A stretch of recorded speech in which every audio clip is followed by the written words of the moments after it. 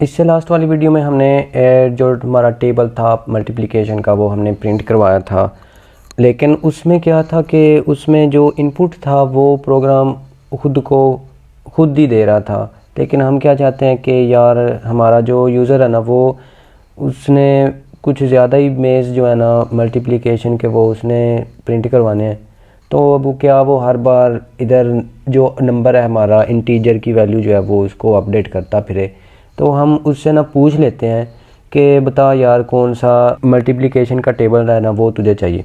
तो वो बस हमें नंबर देगा और हम उसको प्रिंट आउट करके दे देंगे। तो यहाँ पे हम उससे मांग लेते हैं एंटर ए नंबर और उसको हम स्टोर करा देते हैं एन के अंदर परसेंटेज डी एन के अंदर जी, ये हो गया स्टोर। उसके बाद हमने लगा देना फॉर लूप और स्टार्ट जो है ना वो 1 से ही करना है, बिल्कुल भी कभी भी 0 से नहीं करना। 0 से मल्टीप्लाई क्योंकि इसने हो जाना है बाद में तो वो गड़बड़ करेगा। तो इसके बाद हम कर देते हैं प्रिंट एफ परसेंटेज डी और यहाँ पे हमने क्या यहीं पे यार अभी एक्स और यानी कि ये मल्टीप्लाई होगा और फिर ये होगा फिर इक्वल टू आएगा और फिर हमारा यहाँ पे आएगा एक और परसेंटेज डी और यहाँ पे हमने लिख देना परसेंटेज डी जो हमारा पहला था वो होगा एन, उसके बाद हमारा होगा आई और उसके बाद होगा एन क्रॉस आई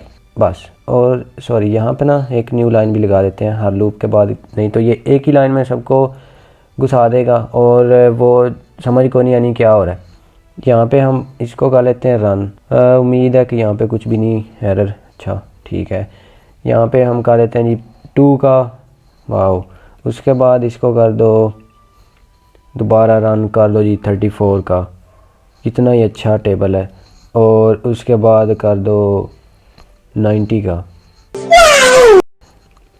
सारा दिन इससे आप कराते रहें और ये थकेगा नहीं, बस ये अब चलता ही रहेगा। नहीं।